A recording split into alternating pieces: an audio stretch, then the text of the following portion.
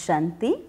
ಮುರಳಿಯ ದಿನಾಂಕ 16/10/2025 ಪ್ರಾತಃ ಮುರಳಿ ಬಾಬ್ದಾದ ಮಧುಬನ. ತಂದೆ ತಿಳಿಸುತ್ತಾರೆ, ಮಧುರ ಮಕ್ಕಳೇ, ಏಕಾಂತದಲ್ಲಿ ಕುಳಿತು ಈಗ ಅಂತಹ ಅಭ್ಯಾಸ ಮಾಡಬೇಕು, ಅನುಭವವಾಗಬೇಕು. ನಾನು ಶರೀರದಿಂದ ಭಿನ್ನವಾಗಿರುವ ಆತ್ಮ ಆಗಿದ್ದೇನೆ. ಇದಕ್ಕೆ ಬದುಕಿದ್ದಂತೆಯೇ ಸಾಯುವುದು ಎಂದು ಹೇಳಲಾಗುವುದು.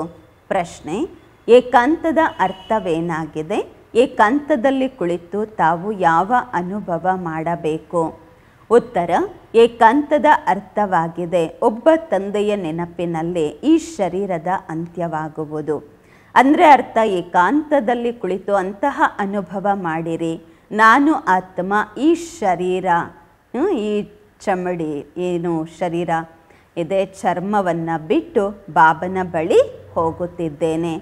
ಯಾರ ನೆನಪು ಬರಬಾರದು. ಕುಳಿತಿದ್ದಂತೆಯೇ ಅಶರೀರಿ ಆಗಿರಿ. ಹೇಗೆ ನಾವು ಈ ಶರೀರದಿಂದ ಸತ್ತಿದ್ದೇವೆ ಎಂಬ ಹಾಗೆ ಅಂತಹ ಒಳ್ಳೆಯ ಅನುಭವ ಆಗಬೇಕು. ನಾವು ಆತ್ಮ ಆಗಿದ್ದೇವೆ, ಶಿವ ತಂದೆಗೆ ಮಕ್ಕಳಾಗಿದ್ದೇವೆ. ಈ ಪ್ರಾಕ್ಟೀಸಿಂದ, ಈ ಅಭ್ಯಾಸದಿಂದ ದೇಹದ ಅಭಿಮಾನ ಮುರಿಯುವುದು. ಓಂ ಶಾಂತಿ. ಮಕ್ಕಳಿಗೆ ತಂದೆ ಮೊಟ್ಟ ಮೊದಲು ತಿಳಿಸುತ್ತಾರೆ, ಮಧುರಾತಿ ಮಧುರ ಮಕ್ಕಳೇ, ಯಾವಾಗ ಇಲ್ಲಿ ಕುಳಿತುಕೊಳ್ಳುತ್ತೀರಾ ಆಗ ತಮ್ಮನ್ನು ತಾವು ಆತ್ಮ ಎಂದು ತಿಳಿದು ತಂದೆಯನ್ನು ನೆನಪು ಮಾಡುತ್ತಾ ಇರಿ. ಬೇರೆ ಯಾವುದೇ ಕಡೆ ಬುದ್ಧಿ ಹೋಗಬಾರದು. ಇದನ್ನು ತಾವು ಮಕ್ಕಳು ತಿಳಿದುಕೊಂಡಿದ್ದೀರಾ. ನಾವು ಆತ್ಮ ಆಗಿದ್ದೇವೆ. ಪಾತ್ರವನ್ನು ನಾವು ಆತ್ಮಗಳೇ ಅಭಿನಯಿಸುತ್ತೇವೆ ಈ ಶರೀರದ ಮೂಲಕ. ಆತ್ಮ ಅವಿನಾಶಿಯಾಗಿದೆ, ಶರೀರ ವಿನಾಶಿಯಾಗಿದೆ ಅಂದಾಗ ತಾವು ಮಕ್ಕಳು ದೇಹಿ ಅಭಿಮಾನಿಯಾಗಿ ತಂದೆಯ ನೆನಪಿನಲ್ಲಿ ಇರಬೇಕು. ನಾವು ಆತ್ಮ ಆಗಿದ್ದೇವೆ. ಬಲೆ ಈ ಕರ್ಮೇಂದ್ರಿಯಗಳಿಂದ ಕೆಲಸ ಮಾಡಿಸಬಹುದು, ಮಾಡಿಸದೇ ಇರಬಹುದು. ತಮ್ಮನ್ನು ತಾವು ಶರೀರದಿಂದ ಭಿನ್ನ ಎಂದು ತಿಳಿದುಕೊಳ್ಳಬೇಕು. ತಂದೆ ಹೇಳುತ್ತಾರೆ, ತಮ್ಮನ್ನು ತಾವು ಆತ್ಮ ಎಂದು ತಿಳಿದುಕೊಳ್ಳಿ, ದೇಹವನ್ನು ಮರೆಯಿರಿ. ನಾವು ಆತ್ಮ ಸ್ವತಂತ್ರವಾಗಿದ್ದೇವೆ. ನಾವು ಒಬ್ಬ ತಂದೆಯ ವಿನಃ ಬೇರೆ ಯಾರನ್ನೂ ನೆನಪು ಮಾಡಬಾರದು. ಬದುಕಿದ್ದಂತೆಯೇ ಮೃತ್ಯುವಿನ ಸ್ಥಿತಿಯಲ್ಲಿ ಇರಬೇಕು. ನಾವು ಆತ್ಮರ ಸಂಬಂಧ ಒಬ್ಬ ತಂದೆಯ ಜೊತೆಗೆ ಇರಬೇಕು. ಬಾಕಿ ಪ್ರಪಂಚದ ಜೊತೆ, ಮನಸ್ಸಿನ ಜೊತೆ ಬುದ್ಧಿಯೋಗ ಇರಬಾರದೆಗೆ ಸತ್ತು ಬಿಟ್ಟಿದ್ದೀವಿ ಎಂಬ ಹಾಗೆ ಇರಬೇಕು. ಹೇಳ್ತಾರಲ್ವ, ತಾವು ಸತ್ತಿದ್ದೀರಾ ಅಂದರೆ ತಮ್ಮ ಪಾಲಿಗೆ ಈ ಜಗತ್ತೇ ಸತ್ತು ಹೋಯಿತು. ಈಗ ಬದುಕಿದ್ದಂತೆಯೇ ತಾವು ಹಳೆಯ ಪ್ರಪಂಚದಿಂದ ಸಾಯಬೇಕಂದ್ರೆ ಎಲ್ಲವನ್ನ ಮರಿಬೇಕು. ಬುದ್ಧಿಯ ಯೋಗ ಜೋಡಿಸಬಾರದು. ನಾವು ಆತ್ಮ ಶಿವ ತಂದೆಗೆ ಮಕ್ಕಳಾಗಿದ್ದೇವೆ. ಶರೀರದ ಅಭಿಮಾನವನ್ನು ಬಿಡ್ತಾ ಹೋಗಬೇಕು. ತಂದೆ ಹೇಳುತ್ತಾರೆ, ತಮ್ಮನ್ನು ತಾವು ಆತ್ಮ ಎಂದು ತಿಳಿಯಿರಿ. ತಂದೆಯಾದ ನನ್ನನ್ನು ನೆನಪು ಮಾಡಿರಿ. ಶರೀರದ ಅಭಿಮಾನವನ್ನು ಬಿಟ್ಟು ಬಿಡಿ. ಇದು ಹಳೆಯ ಶರೀರ ಅಲ್ವಾ? ಹಳೆಯ ವಸ್ತುಗಳನ್ನು ಬಿಡಲಾಗತ್ತೆ ಅಲ್ವಾ? ತಮ್ಮನ್ನು ತಾವು ಅಶರೀರಿ ಎಂದು ತಿಳಿದುಕೊಳ್ಳಿ. ಈಗ ತಂದೆಯನ್ನು ನೆನಪು ಮಾಡುತ್ತಾ ಮಾಡುತ್ತಾ ತಂದೆಯ ಬಳಿ ಹೋಗಬೇಕು. ಈ ರೀತಿ ಮಾಡುತ್ತಾ ಮಾಡುತ್ತಾ ತಮಗೆ ಅಭ್ಯಾಸವಾಗುವುದು. ಈಗಂತೂ ತಾವು ಮನೆಗೆ ಹೋಗಬೇಕು. ನಂತರ ಈ ಹಳೆಯ ಪ್ರಪಂಚವನ್ನು ಯಾಕೆ ನೆನಪು ಮಾಡಬೇಕು? ಏಕಾಂತದಲ್ಲಿ ಕುಳಿತು ಈ ರೀತಿ ತಮ್ಮ ಜೊತೆ ಪರಿಶ್ರಮ ಪಡಬೇಕು. ಭಕ್ತಿ ಮಾರ್ಗದಲ್ಲಿಯೂ ಒಂದು ಕೋಣೆಯಲ್ಲಿ ಕುಳಿತು ಮಾಲೆಯನ್ನು ಜಪಿಸುತ್ತಾರೆ, ಪೂಜಿಸುತ್ತಾರೆ. ತಾವು ಏಕಾಂತದಲ್ಲಿ ಕುಳಿತು ಈ ಪ್ರಯತ್ನ ಮಾಡಿದಾಗ ಅಭ್ಯಾಸವಾಗುವುದು.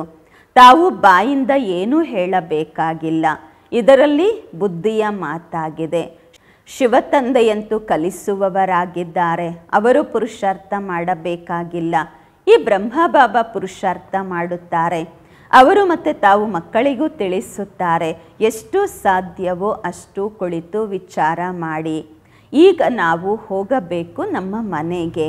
ಈ ಶರೀರವನ್ನಂತೂ ಎಲ್ಲಿಯೇ ಬಿಡಬೇಕು. ತಂದೆಯನ್ನು ನೆನಪು ಮಾಡುವುದರಿಂದ ವಿಕರ್ಮಗಳು ವಿನಾಶವಾಗುತ್ತವೆ ಮತ್ತು ಆಯುಷ್ಯು ಹೆಚ್ಚುತ್ತೆ. ಆಂತರಿಕದಲ್ಲಿ ಇದೇ ಚಿಂತನೆ ನಡೆಯುತ್ತಾರೆ ಇರಬೇಕು. ಹೊರಗಿಂದ ಏನು ಮಾತನಾಡುವ ಅವಶ್ಯಕತೆ ಇಲ್ಲ. ಭಕ್ತಿ ಮಾರ್ಗದಲ್ಲಿಯೂ ಬ್ರಹ್ಮ ತತ್ವವನ್ನು ಅಥವಾ ಕೆಲವರು ಶಿವನನ್ನು ನೆನಪು ಮಾಡ್ತಾರೆ, ತತ್ವವನ್ನು ನೆನಪು ಮಾಡ್ತಾರೆ, ಕೆಲವರು ಶಿವನನ್ನು ನೆನಪು ಮಾಡ್ತಾರೆ. ಆದರೆ ಆ ನೆನಪು ಯಥಾರ್ಥ ಅಲ್ಲ.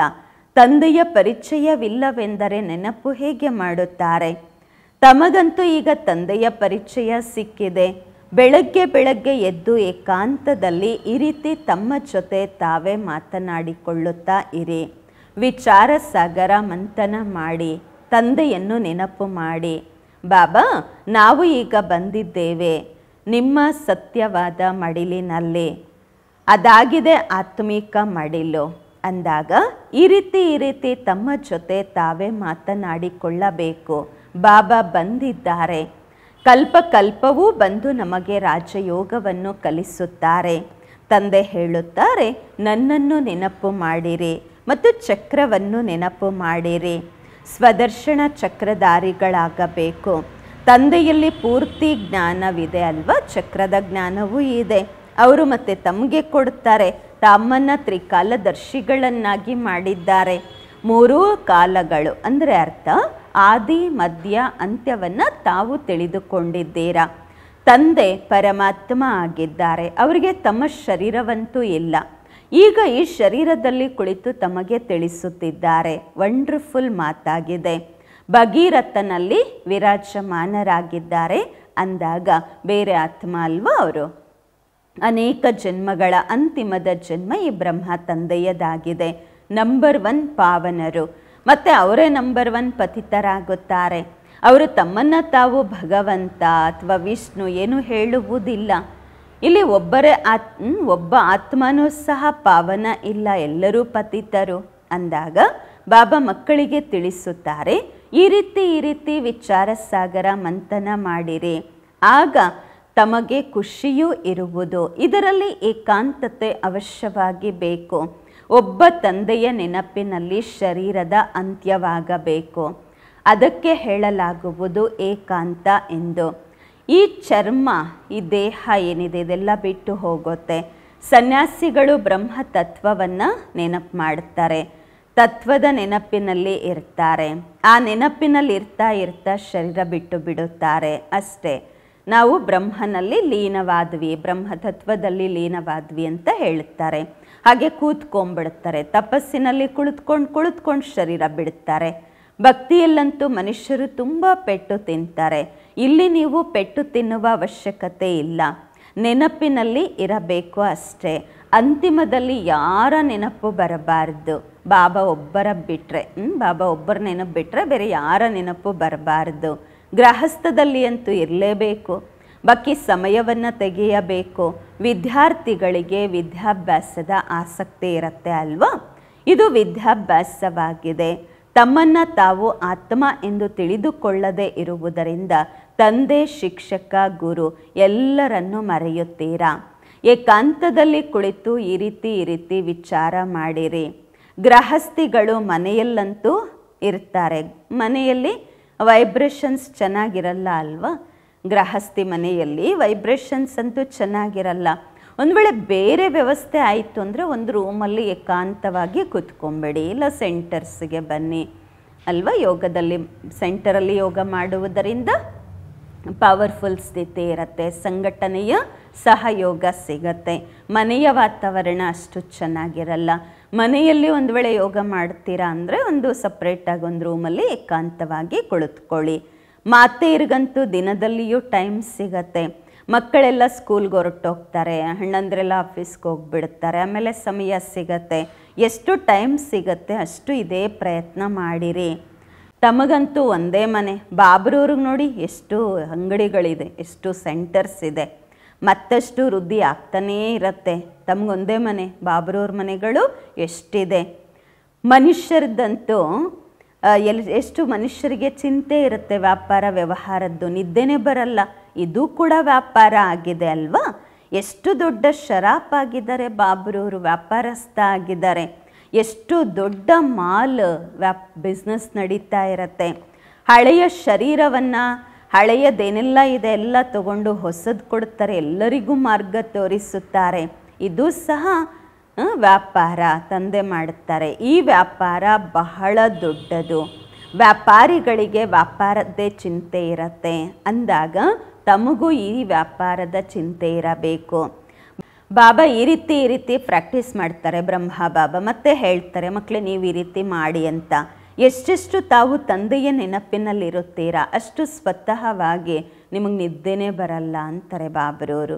ಸಂಪಾದನೆಯಲ್ಲಿ ಆತ್ಮನಿಗೆ ತುಂಬ ಮಜಾ ಬರುತ್ತೆ. ಸಂಪಾದನೆಗೋಸ್ಕರ ಮನುಷ್ಯರು ರಾತ್ರಿಯಲ್ಲಿ ಎದ್ದಿರ್ತಾರೆ ಅಲ್ವಾ.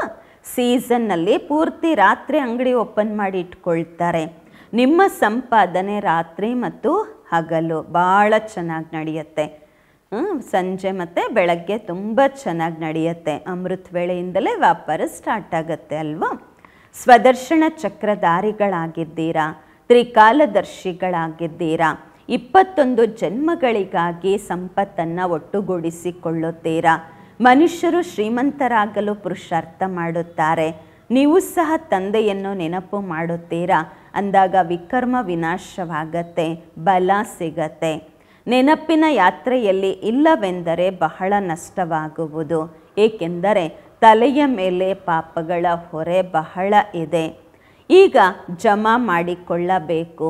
ಒಬ್ಬ ತಂದೆಯನ್ನು ನೆನಪು ಮಾಡಬೇಕು ಮತ್ತು ತ್ರಿಕಾಲದರ್ಶಿ ಆಗಬೇಕು. ಈ ಅವಿನಾಶಿ ಸಂಪತ್ತು ಅರ್ಧ ಕಲ್ಪಕ್ಕೋಸ್ಕರ ನೀವು ಒಟ್ಟುಗೂಡಿಸ್ಕೊಳ್ಬೇಕಾಗಿದೆ. ಇದಂತೂ ಬಹಳ ವ್ಯಾಲ್ಯೂಬಲ್ ಆಗಿದೆ. ವಿಚಾರ ಸಾಗರ ಮಂಥನ ಮಾಡಿ ರತ್ನಗಳನ್ನು ಹೊರತೆಗೆಯಬೇಕು. ಬಾಬಾ ಹೇಗೆ ಸ್ವಯಂ ಮಾಡ್ತಾರೆ, ಮಕ್ಕಳಿಗೂ ಸಹ ಯುಕ್ತಿಯನ್ನು ತಿಳಿಸ್ಕೊಡುತ್ತಾರೆ. ಕೆಲವು ಮಕ್ಕಳು ಹೇಳ್ತಾರೆ, ಬಾಬಾ ಮಾಯೆಯ ಬಿರುಗಾಳಿಗಳು ಬಹಳ ಬರುತ್ತೆ ಎಂದು. ಬಾಬಾ ಹೇಳ್ತಾರೆ, ಎಷ್ಟಾಗುತ್ತೆ ಅಷ್ಟು ತಮ್ಮ ಸಂಪಾದನೆ ಮಾಡಿಕೊಳ್ಳಿ. ಇದೇ ಕೆಲಸಕ್ಕೆ ಬರುವಂತಹದ್ದು. ಏಕಾಂತದಲ್ಲಿ ಕುಳಿತು ತಂದೆಯನ್ನು ನೆನಪು ಮಾಡಿರಿ. ಪರ್ಸತ್ ಸಿಕ್ತು ಅಂದರೆ ಸರ್ವೀಸ್ಗಾಗಿ ಮಂದಿರಗಳಲ್ಲಿ ಹೋಗಿ ತುಂಬ ಸರ್ವೀಸ್ ಮಾಡಬಹುದು. ಅವಶ್ಯವಾಗಿ ಬ್ಯಾಡ್ಜ್ ಹಾಕ್ಕೊಂಡು ಹೋಗಿ. ಎಲ್ಲರೂ ತಿಳ್ಕೊಳ್ತಾರೆ ಇವರು ಆತ್ಮಿಕ ಮಿಲಿಟರಿಯವರು ಎಂದು. ತಾವು ಬರೀತೀರಾ, ನಾವು ಸ್ವರ್ಗದ ಸ್ಥಾಪನೆ ಮಾಡುತ್ತಿದ್ದೇವೆ. ಆದಿ ಸನಾತನ ದೇವಿ ದೇವತಾ ಧರ್ಮವಿತ್ತು, ಈಗ ಇಲ್ಲ, ಪುನಃ ಸ್ಥಾಪನೆ ಮಾಡುತ್ತೇವೆ. ಈ ಲಕ್ಷ್ಮೀನಾರಾಯಣ ಆಗುವಂಥದ್ದು ನಿಮ್ಮ ಮುಖ್ಯ ಗುರಿಯಾಗಿದೆ. ಅಂತಹ ಸಮಯನೂ ಬರುತ್ತೆ, ನೀವು ಟ್ರಾನ್ಸ್ಲೇಟ್ ಚಿತ್ರ ಬ್ಯಾಟ್ರಿ ಸಹಿತವಾಗಿ ತಗೊಂಡೋಗಿ ಶಾಂತಿ ಯಾತ್ರೆ ಮಾಡಿಕೊಂಡು ಪ್ರಚಾರ ಮಾಡಿಕೊಂಡು ಎಲ್ಲರಿಗೂ ಹೇಳ್ತೀರಾ ಈ ರಾಜ್ಯವನ್ನು ನಾವು ಸ್ಥಾಪನೆ ಮಾಡ್ತಿದ್ದೀವಿ ಅಂತ. ಲಕ್ಷ್ಮೀನಾರಾಯಣರ ಟ್ರಾನ್ಸ್ಲೇಟ್ ಚಿತ್ರ ತಗೊಂಡು ಲೈಟ್ ಸಹಿತವಾಗಿ ಎಲ್ಲ ಕಡೆ ಪರಿಕ್ರಮ ಮಾಡ್ತಾ ಎಲ್ಲರಿಗೂ ಹೇಳಬೇಕು, ಇಂತಹ ಸ್ವರ್ಗ ಸ್ಥಾಪನೆ ಮಾಡ್ತಾ ಇದ್ದೀವಿ. ಈ ಚಿತ್ರ ಎಲ್ಲದಕ್ಕಿಂತ ಫಸ್ಟ್ ಕ್ಲಾಸ್ ಆಗಿದೆ. ಈ ಚಿತ್ರ ಬಹಳ ಪ್ರಸಿದ್ಧವಾಗುವುದು. ಲಕ್ಷ್ಮೀನಾರಾಯಣ ಕೇವಲ ಒಬ್ಬರೇ ಇರುವುದಿಲ್ಲ, ಅವರ ರಾಜಧಾನಿಯೂ ಇತ್ತು ಅಲ್ವಾ. ಸ್ವರಾಜ್ಯ ಸ್ಥಾಪನೆ ಮಾಡುತ್ತಿದ್ದೀರಾ. ಈಗ ತಂದೆ ಹೇಳುತ್ತಾರೆ ಮನ್ಮನಾಭವ. ತಂದೆಯನ್ನು ನೆನಪು ಮಾಡಿದಾಗ ವಿಕರ್ಮಗಳು ವಿನಾಶವಾಗುತ್ತವೆ. ಹೇಳ್ತಾರೆ ನಾವು ಗೀತೆಯ ಸಪ್ತಾಹ ಆಚರಿಸ್ತೇವೆ ಎಂದು. ಇದೆಲ್ಲ ಪ್ಲ್ಯಾನು ಕಲ್ಪದ ಮೊದಲಿನಂತೆ ಆಗುತ್ತಿದೆ. ನೀವು ಪರಿಕ್ರಮದಲ್ಲಿ ಚಿತ್ರಗಳನ್ನು ತಗೊಂಡು ಹೋಗಬೇಕೇನು. ಶಾಂತಿ ಯಾತ್ರೆ ಮಾಡ್ತೀರಾ, ಶೋಭಾಯಾತ್ರೆ ಮಾಡ್ತೀರಾ, ಚಿತ್ರಗಳನ್ನು ತಗೊಂಡು ಹೋಗಬೇಕು. ಇದನ್ನು ನೋಡಿ ಎಲ್ಲರೂ ಖುಷಿ ಪಡ್ತಾರೆ. ನೀವು ಹೇಳುತ್ತೀರಾ ತಂದೆ ಮತ್ತು ಆಸ್ತಿಯನ್ನು ನೆನಪು ಮಾಡಿ, ಮನ್ಮನಾಭವ. ಈ ಗೀತೆಯ ಅಕ್ಷರ ಅಲ್ವಾ. ಭಗವಂತ ಶಿವ ತಂದೆಯಾಗಿದ್ದಾರೆ. ಅವರು ಹೇಳುತ್ತಾರೆ ನನ್ನನ್ನು ನೆನಪು ಮಾಡಿದರೆ ವಿಕರ್ಮ ವಿನಾಶವಾಗುವುದು. 84 ಜನ್ಮಗಳ ಚಕ್ರವನ್ನು ನೆನಪು ಮಾಡಿದಾಗ ಈ ರೀತಿ ತಯಾರಾಗುತ್ತೀರಾ. ಲಿಟ್ರೇಚರ್ಸು ಸಹ ತಾವು ಸೌಗಾತ್ ರೂಪದಲ್ಲಿ ಕೊಡ್ತಾ ಇರಿ. ಬುಕ್ಸನ್ನು ಕೊಡಿ ಎಲ್ಲರಿಗೂ. ಶಿವತಂದೆಯ ಭಂಡಾರವಂತೂ ಸದಾ ಭರ್ಪೂರಾಗಿರುವುದು. ಮುಂದೆ ಹೋಗ್ತಾ ತುಂಬ ಸರ್ವಿಸ್ ಆಗತ್ತೆ. ಮುಖ್ಯ ಗುರಿ ಉದ್ದೇಶ ಎಷ್ಟು ಸ್ಪಷ್ಟವಾಗಿದೆ. ಒಂದೇ ರಾಜ್ಯ ಒಂದೇ ಧರ್ಮವಿತ್ತು, ಬಹಳ ಶ್ರೀಮಂತರಾಗಿದ್ದರು. ಮನುಷ್ಯರು ಬಯಸ್ತಾರೆ ಒಂದೇ ರಾಜ್ಯ ಒಂದೇ ಧರ್ಮವಿರಬೇಕೆಂದು. ಮನುಷ್ಯರು ಏನು ಬಯಸ್ತಾರೆ ಅದು ಈಗ ಪ್ರತ್ಯಕ್ಷ ರೂಪದಲ್ಲಿ ಕಾಣುತ್ತೆ. ಆಮೇಲೆ ತಿಳ್ಕೊಳ್ತಾರೆ ಹೌದಪ್ಪ ಇವ್ರು ಕರೆಕ್ಟಾಗಿ ಹೇಳುತ್ತಿದ್ರು ಎಂದು. ಈ ಬ್ರಹ್ಮಕುಮಾರ ಕುಮಾರಿಯರು ಹೇಳ್ತಾ ಇದ್ದಂತಹ ಜ್ಞಾನ ಸರಿ ಇದೆ ಅಂತ ಹೇಳ್ತಾರೆ. 100% ಪವಿತ್ರತೆ, ಸುಖ, ಶಾಂತಿಯ ರಾಜ್ಯ ಪುನಃ ಸ್ಥಾಪನೆ ಮಾಡುತ್ತಿದ್ದೇವೆ ಅಂದಾಗ ತಮಗೆ ಖುಷಿನೂ ಇರಬೇಕು.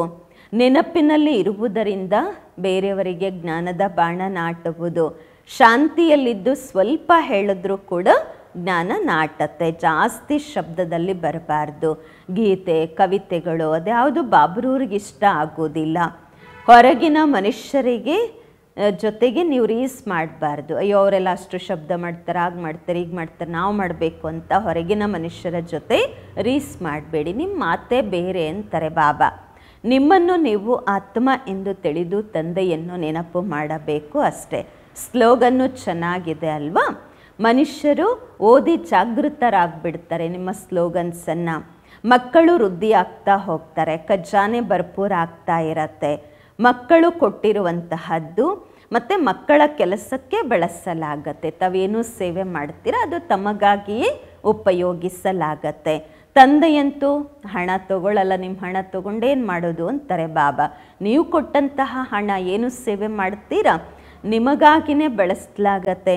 ನಿಮ್ಮ ವಸ್ತುಗಳು ನಿಮ್ಮ ಕೆಲಸಕ್ಕೆ ಬಳಸಲಾಗತ್ತೆ, ನಿಮಗೆ ಯೂಸ್ ಆಗತ್ತೆ. ಭಾರತವಾಸಿಗಳು ತಿಳಿದುಕೊಳ್ಳುತ್ತಾರೆ ನಾವು ಬಹಳ ಸುಧಾರಣೆಯಾಗುತ್ತಿದ್ದೇವೆ ಎಂದು. 5 ವರ್ಷಗಳಲ್ಲಿ ಇಷ್ಟು ದವಸ ಧಾನ್ಯ ಆಗಬೇಕು, ದವಸ ಧಾನ್ಯ ಎಂದಿಗೂ ಕಡಿಮೆ ಆಗಬಾರ್ದು, ಕಷ್ಟ ಆಗಬಾರ್ದು ಅಂತ ಹೇಳಿ ಅಂದ್ಕೊಳ್ತಾರೆ. ಮತ್ತು ತಾವು ತಿಳ್ಕೊಂಡಿದ್ದೀರಾ ಅಂತಹ ಸ್ಥಿತಿ ಬರುತ್ತೆ, ತಿನ್ನಕ್ಕೆ ಅನ್ನವೂ ಸಹ ಸಿಗುವುದಿಲ್ಲ. ಆ ರೀತಿ ಅಲ್ಲ, ದವಸ ಧಾನ್ಯಗಳು ಸಸ್ತ ಆಗಿಬಿಡತ್ತೆ ಅಂತನೂ ಅಲ್ಲ. ಸಸ್ತ ಆಗಿದ್ರೂ ತಿನ್ನಲಿಕ್ಕೆ ಯೂಸ್ ಆಗಲ್ಲ ಅಂದರೆ ಏನು ಮಾಡೋದು? ತಾವು ಮಕ್ಕಳು ತಿಳಿದುಕೊಂಡಿದ್ದೀರಾ ನಾವು 21 ಜನ್ಮಗಳಿಗಾಗಿ ನಮ್ಮ ರಾಜ್ಯ ಭಾಗ್ಯವನ್ನು ಪಡೆಯುತ್ತಿದ್ದೇವೆ. ಸ್ವಲ್ಪ ಸಮಯ ಕಷ್ಟವನ್ನು ತಾವು ಸಹನೆ ಮಾಡಿಕೊಳ್ಳೇಬೇಕಾಗತ್ತೆ. ಹೇಳಲಾಗತ್ತೆ ಖುಷಿಯಂತಹ ಆಹಾರ ಮತ್ಯಾವುದೂ ಇಲ್ಲ.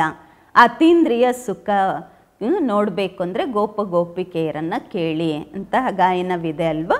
ಬಹಳಷ್ಟು ಜನ ಬಿಕ್ಕೆಸಾಗ್ಬಿಡುತ್ತಾರೆ. ಯಾರೆಲ್ಲ ಸಸಿ ನೆಡುವವರು ಇರ್ತಾರೆ ಅವರೆಲ್ಲ ಬರ್ತಾರೆ. ಅಂದರೆ ಸತ್ಯುಗದಲ್ಲಿ ಯಾರು ಬರುವವರು ಇರ್ತಾರೆ ಅವ್ರು ಬರ್ತಾ ಹೋಗ್ತಾರೆ. ವೃಕ್ಷ ಇಲ್ಲಿಯೇ ವೃದ್ಧಿ ಆಗಬೇಕು ಅಲ್ವಾ? ಸ್ಥಾಪನೆ ಆಗ್ತಾ ಇದೆ.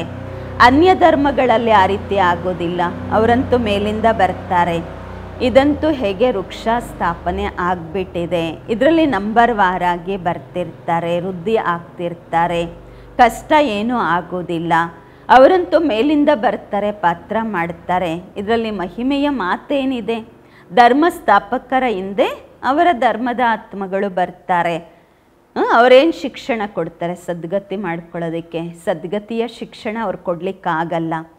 ಬಾಬಾ ಹೇಳ್ತಾರೆ ಅವ್ರ ಹತ್ರ ಏನೂ ಇಲ್ಲ. ಇಲ್ಲಂತೂ ತಂದೆ ಭವಿಷ್ಯದ ದೇವಿ ದೇವತಾ ಧರ್ಮದ ಸ್ಥಾಪನೆ ಮಾಡುತ್ತಿದ್ದಾರೆ. ಸಂಗಮ ಯುಗದಲ್ಲಿ ಹೊಸ ಸಸಿಯನ್ನು ನೆಡಲಾಗ್ತಾ ಇದೆ ಅಲ್ವಾ? ಮೊದಲು ಗಿಡಗಳನ್ನು ಸಣ್ಣ ಸಣ್ಣ ಪಾಟ್ಸಲ್ಲಿ ಹಾಕಿ ನಂತರ ಭೂಮಿಯಲ್ಲಿ ನೆಡ್ತಾರೆ. ಫಸ್ಟ್ ಪಾಟ್ಸಲ್ಲಿ ನೆಡ್ತಾರೆ ಚಿಕ್ಕ ಚಿಕ್ಕದಾಗಿ, ಆಮೇಲೆ ಭೂಮಿಯಲ್ಲಿ ನೆಡ್ತಾರೆ, ವೃದ್ಧಿ ಆಗತ್ತೆ. ನೀವು ಸಹ ಈಗ ಸಸಿ ನೆಡ್ತಾ ಇದ್ದೀರಾ. ಮತ್ತು ಸತ್ಯಯುಗದಲ್ಲಿ ವೃದ್ಧಿಯಾಗಿ ರಾಜ್ಯ ಭಾಗ್ಯ ಪ್ರಾಪ್ತಿ ಮಾಡಿಕೊಳ್ತೀರಾ. ತಾವು ಹೊಸ ಪ್ರಪಂಚದ ಸ್ಥಾಪನೆ ಮಾಡುತ್ತಿದ್ದೀರಾ. ಮನುಷ್ಯರು ತಿಳಿದುಕೊಳ್ಳುತ್ತಾರೆ ಕಲಿಯುಗದಲ್ಲಿ ಬಹಳ ವರ್ಷಗಳಿನ್ನೂ ಇರಬೇಕಾಗತ್ತೆ ಎಂದು. ಏಕೆಂದರೆ ಶಾಸ್ತ್ರಗಳಲ್ಲಿ ಲಕ್ಷಾಂತರ ವರ್ಷಗಳನ್ನು ಬರೆದಿದ್ದಾರೆ. ತಿಳ್ಕೊಳ್ತಾರೆ ಕಲಿಯುಗದಲ್ಲಿ ಈಗ ಇನ್ನೂ 40,000 ವರ್ಷಗಳ ಕಾಲ ಇರಬೇಕಾಗತ್ತೆ ಎಂದು. ಮತ್ತು ತಂದೆ ಬಂದು ಹೊಸ ಪ್ರಪಂಚವನ್ನು ನಿರ್ಮಾಣ ಮಾಡುತ್ತಾರೆ. ಕೆಲವರು ತಿಳಿದುಕೊಳ್ಳುತ್ತಾರೆ ಇದು ಅದೇ ಮಹಾಭಾರತ ಯುದ್ಧವಾಗಿದೆ, ಗೀತೆಯ ಭಗವಂತ ಅವಶ್ಯವಾಗಿ ಇದ್ದಾರೆ. ತಾವು ತಿಳಿಸುತ್ತೀರಾ ಶ್ರೀಕೃಷ್ಣ ಅಂತೂ ಅಲ್ಲ, ಭಗವಂತ ಗೀತೆಯ ಜ್ಞಾನ ಹೇಳುತ್ತಿರುವಂಥದ್ದು. ತಂದೆ ತಿಳಿಸುತ್ತಾರೆ ಶ್ರೀಕೃಷ್ಣ ಅಂತೂ 84 ಜನ್ಮ ಪಡೆಯುತ್ತಾರೆ. ಒಬ್ಬರ ಫೀಚರ್ಸ್ ಇದ್ದ ಹಾಗೆ ಮತ್ತೊಬ್ಬರದ್ದು ಇರುವುದಿಲ್ಲ ಅಂದಾಗ ಇಲ್ಲಿ ಕೃಷ್ಣ ಹೇಗೆ ಬರ್ತಾರೆ? ಯಾರೂ ಸಹ ಈ ಮಾತುಗಳ ಮೇಲೆ ವಿಚಾರ ಮಾಡುವುದಿಲ್ಲ. ತಾವು ತಿಳಿದುಕೊಂಡಿದ್ದೀರಾ ಶ್ರೀಕೃಷ್ಣ ಸ್ವರ್ಗದ ರಾಜಕುಮಾರ. ಮತ್ತು ಅವರು ದ್ವಾಪರ ಯುಗದಲ್ಲಿ ಎಲ್ಲಿಂದ ಬರ್ತಾರೆ? ಈ ಲಕ್ಷ್ಮೀನಾರಾಯಣರ ಚಿತ್ರವನ್ನು ನೋಡುವುದರಿಂದಲೇ ಅರ್ಥವಾಗತ್ತೆ ಶಿವ ತಂದೆ ಈ ಆಸ್ತಿಯನ್ನು ಕೊಡುತ್ತಿದ್ದಾರೆ. ಸತ್ಯಯುಗದ ಸ್ಥಾಪನೆ ಮಾಡುವವರು ತಂದೆಯೇ ಆಗಿದ್ದಾರೆ. ಈ ಗೋಲಾ ಚಿತ್ರ ಅಂದರೆ ಸೃಷ್ಟಿ ಚಕ್ರದ ಚಿತ್ರ, ವೃಕ್ಷದ ಚಿತ್ರ, ಕಡಿಮೆ ಅಲ್ಲ, ಪೂರ್ತಿ ಜ್ಞಾನ ಇದೆ ಇದರಲ್ಲಿ. ಒಂದು ದಿನ ನಿಮ್ಮ ಬಳಿ ಎಲ್ಲ ಚಿತ್ರಗಳು ಟ್ರಾನ್ಸ್ಲೇಟ್ದು ತಯಾರಾಗತ್ತೆ.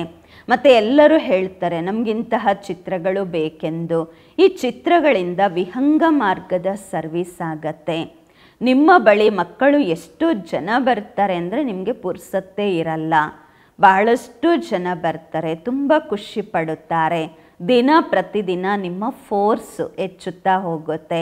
ಡ್ರಾಮಾನುಸಾರವಾಗಿ ಯಾರು ಹೂಗಳಾಗುವವರಿದ್ದಾರೆ ಅವರಿಗೆ ಟಚ್ ಆಗತ್ತೆ.